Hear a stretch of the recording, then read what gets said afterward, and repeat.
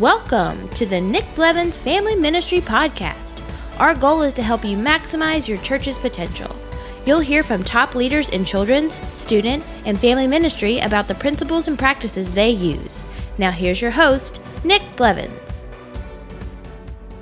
What's up, everybody? Welcome to episode 220 of the podcast. We're continuing in this series talking about volunteers, and we're going to have Chris Sasser on talking about how he reimagined the volunteer teams in their church in the midst of pandemic. So how do we serve people online, in person, rethink the teams that volunteers were on and put them in 3 buckets. So you're going to get to hear about that. Thought that was really, really helpful. And something else that's coming up about volunteers that you don't want to miss is we're going to have a webinar next Thursday, if you're listening to this podcast when it comes out, February 25th, 1:30 Eastern, with Jim Weidman, the GOAT. Jim is going to talk all about volunteer ideas, and Christine Kreischer, who, if you haven't read her book, Stop Recruiting, Start Retaining, you absolutely need to read that. They're going to come and bring about 14 ideas for leading and finding volunteers. But we're calling the webinar 21 ideas because we want to have 21 ideas that we're going to give to you. So these aren't going to be, 30-minute talks a piece. It's going to be fast, 3-4 minutes a piece, just practical ideas. You're not going to use, at least I hope, you're not going to try to use all 21 of them. That would be kind of crazy. But can you pick the 2 or 3 or 4 best ones that's going to help your ministry most now and go implement them? So the ideas that Jim and Christine will be telling us, 14 or so ideas, but we want to hear from you. We want to share 5 ideas for finding and leading volunteers from you all. And the way we want you to do that is to submit a video that's 3-4 minutes max, telling us about the idea. What is it? How did you implement it? How did it work? And how could that be useful for other church leaders? And then we want to pick 5 of them from the ones that are submitted, and we'll share them in that webinar. We'll also pay those people $50 a piece for the 5 videos that we use to put in the webinar. And then we're going to share one idea at the end. So it all adds up. So actually, maybe it's 6 ideas. I don't know. It all adds up, will add up to 21 ideas for finding and leading volunteers. And that's always a challenge. And certainly pandemic has made it even harder. So we're hoping to help you by giving you some of these great ideas. That's why we got Jim and Christine coming in. That's Thursday, February 25th, 1:30. It's all free. You can just sign up at ministryboost.org for that. Let's go ahead now and jump into this conversation with Chris Sasser, where he talks all about how he reimagined the volunteer teams in their church in the midst of pandemic.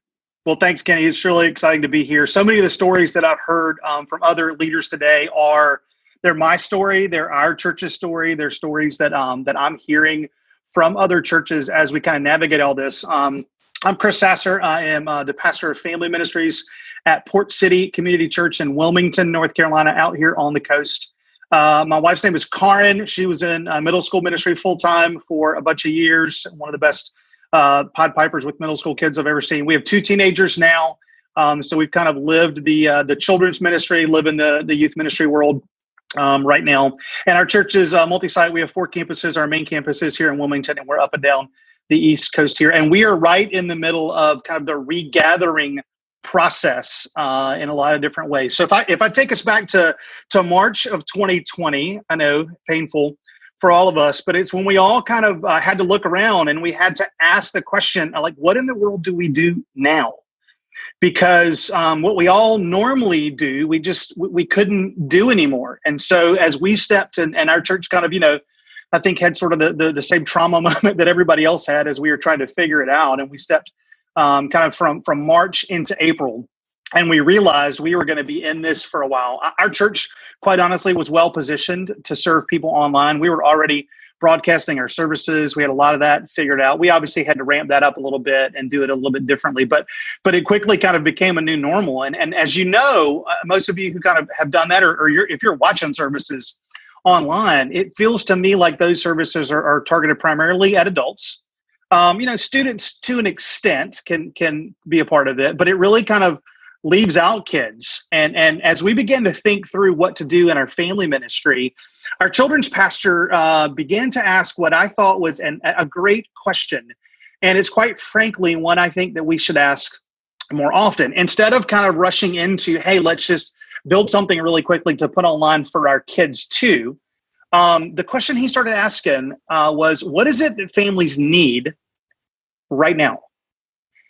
And that was an interesting kind of question to ask. It wasn't like we weren't asking, what are other churches kind of going to start doing right now and something that we can copy. We weren't asking, hey, what have we always done that we can maybe kind of just take digital and show everybody what we do kind of here in the building.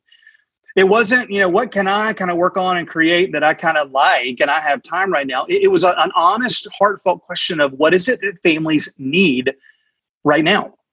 And it gave us the freedom as a staff to reimagine what we do. And I think I want to kind of put that out there. You have the freedom to reimagine what you do. And I know for different ones of you, that's probably true on different levels because you have things imposed on you and things you probably have to do. But we felt the freedom in this season, like everybody did, to reimagine what it is that we do, because that's kind of what everybody was doing. And so as we know, in different seasons, not just COVID season, but in different seasons of life, the answer to this question, it changes.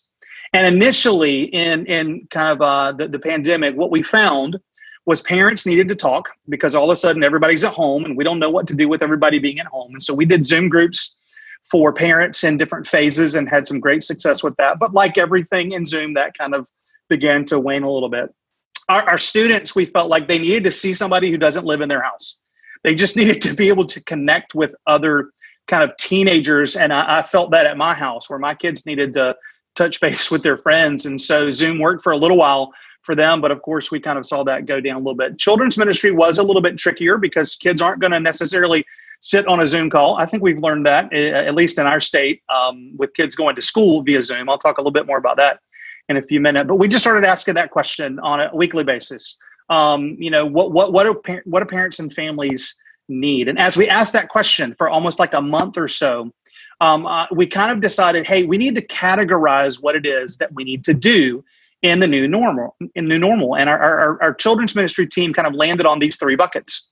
And this is what Kenny was referring to. We landed on what we need to make sure we're doing is we need to make sure we're doing something digital. We need to make sure we're doing something analog, kind of tangible in your hands. And we need to talk about what it is we're doing in the gathering. And so we specifically kind of changed our children's ministry staff, kind of their job descriptions to do this. And it gave us a chance to reimagine our teams, to reimagine the ministry that we were doing kind of around these three buckets. So I'm going to talk about those three really quickly because I think these three buckets are, yes, they're true now during the pandemic. They're also going to be true from now on. And so we have to figure out how to navigate all this. So we know that families do need something digital. And many of us were in this space in some way, pre-COVID. We were on Instagram or we had a Facebook page or if something was going on. Obviously, we had to start doing more. But the reality is that we're going to have to stay in this space in kind of a big way, not just for a long time because of the pandemic, but I think because it's just fundamentally where culture is. Culture lives in a digital space in a lot of ways, and we've got to do that. And so for us, when it has come to kind of reimagining how to use our volunteers in that digital space, sure, we had an Instagram, page and we were posting things on Instagram, but we started inviting our volunteers into being a part of that. Not just kind of a picture that, was something from a curriculum that we use or something that someone on staff created. We started doing little worship snippets where people could record themselves in their home, send it to the staff, and then we would post it. We're kind of all water theme at our church. So Treasure Island is our children's ministry. And we have this thing when we gather, it's called Shipwreck Shenanigans. Arg. You have to do the arg because you're like a pirate. So Shipwreck Shenanigans was a part of our weekly program. So we started letting volunteers lead Shipwreck Shenanigans from their kitchen, basically leading a kid or a family through a game that a volunteer did. And we just happened to post it. And so we just invited volunteers to be a part of that process because it was a way they could engage in the life of their church digitally. Like I said, we're, beach community, we got a lot of water related things. Once we decided, hey, let's do a little bit more, maybe let's put like something online for kids to watch, because we were in the same boat. We understood that kids weren't necessarily going to watch our adult services. Parents were going to struggle with, has Jimmy had breakfast yet? And, are they really going to be able to watch? And so we created a show called Hang 10. That's kind of about a 10-minute deal where, we were kind of doing some of our children's ministry curriculum that kids could watch before the service. And then it went on YouTube afterwards? Well, we had a chance to invite a lot of kind of our on-stage teachers and leaders to be a part of that as well. And so people who had been using their gifts kind of on a stage at church on a Sunday during a service, they were able to create something at home, or we would kind of help guide them through what do we need for Hang 10, and then make it be a part of that. Now that takes work, it takes coordination, but I believe it's really discipleship, because it is the opportunity to walk with someone through ministry together in a different kind of way. And so I think we also, we have to think differently about what we are creating in the digital space. And here's what I mean by that. We don't need to just stay in our ministry silos. Let's create this for adults and this for students and this for children. I'm a big believer that we need to create things for families. One of the things that we have literally done kind of one little pilot on is what I think right now I'm calling it one a week, where what we want to do is we want to encourage families to set aside 1 hour a week to have a real conversation about family and faith. And so we're creating this digital, it's almost like a small group curriculum for a family at home, where they can watch something and push pause, answer some questions. And we're getting volunteers, families, to help us be a part of that. Because for me, like I've been wrestling lately with kind of the word connect, because I think we talk a lot about in the church how we want to connect people. And I think what we mean is we want to connect them to God, first and foremost. I think the second thing we really want to do is connect them to the church. And I'm struggling with that, because what I want to do is connect people to each other. And the most critical group to connect with is your family. And so how can we create tools to be able to have these conversations? And part of what I wanted to do is I wanted to, and we've heard this a lot from our student ministry and our children's ministry, whenever we would use things from other ministries or curriculums that we pay for, our families did not engage as much in that. They want to see people from their local community. That was part of what drove us to pull our volunteers into Hang 10, is we were using something else and we were seeing kind of participation go down. The moment we infused the people that they know and that they see and that they have relationships with into these experiences that they can have, or these things that they can watch, engagement went up, because it's more personal. And so we got to stay in the digital space. Families need something analog, right? I mean, the tangible things where parents can lead kids at home. This was interesting to me, and it was a little bit sad. We had a focus group with a group of children's ministry parents. And as we were talking about what does your family need now? How can we help you? One mom talked about how she said, if you email me something and it requires me to have to find the PDF, that's the attachment, and I have to print it out, I'm not going to do it. And it just spoke to the overwhelmed nature of all the noise and all the things that are coming at us, as I think parents especially. And so part of what I think we need to create in the analog space is, like, it's why the boxes are so critical. And we did bags instead of boxes, and we've had the parade at church. And what was so great is when we invited, a big chunk of volunteers to come be a part of the parade at church, where families could come pick up the bags. The volunteers were so excited to be able to be there. And some of them were dressed up in the characters that they play on Sunday mornings. And some of them were there just to be able to kind of see the other volunteers and see the kids. And so, we just got to offer volunteers the opportunity to be a part of the analog things as we move into kind of regathering and sort of doing our old job, if you will. These things that kind of got going during this pandemic, hopefully they're going to keep going. I mean, we're going to keep doing bags or boxes kind of in the future. But as a lot of people have talked about, and we're doing our old jobs, we've got kind of these new jobs, and that's just attention. And this has already been mentioned in a couple different ways. The way that we kind of can keep the body of Christ serving the body of Christ is to invite other people into it. We have to give people things to own. So one of the things that I'm working on is who's the key volunteer in our church that is going to own creating the bags or the boxes. Like, our staff can't own that anymore because they're kind of shifting back to some other things. So who are the people who are going to own that? Kevin, you said a little while ago, call people to an experience and not a task. I would add on to that and say, We got to call people to take the lead on something instead of just be a part of something. We know that people believe and they invest in what they help to create and then what they own. And so I think we have to create high-level volunteer positions with a lot of these other things that that people can own and they can lead. And then the last part is the gathering. So the three buckets that we landed on were the digital, the analog, and the gathering. And in our language, we've been saying to people, we want to be incremental and intentional in the way that we're regathering.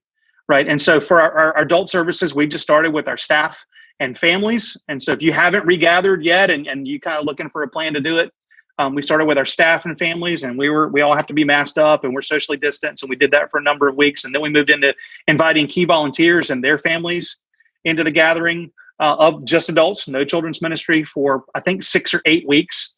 We started in student ministry, gathering in 3 different ways. And this gave us an opportunity to use our volunteers in different ways. Like, for instance, in our middle school ministry, we have a large number of students. Instead of cramming all these students back into the building together, we said 6th graders are going to come the first week, and we're going to kind of have a gathering experience for them. Our 7th graders and our 8th graders were going to go do kind of off-site things with their small group leaders. And there was one night where our 7th graders came week 2. 6th graders who are not quite ready to be in a small group yet. We haven't kind of put them in their leaders. 6th graders were in a Zoom call, like a large Zoom. 7th graders were on campus. 8th graders were out kind of in the community at somebody's house or at a park. And man, did we need volunteers to do that.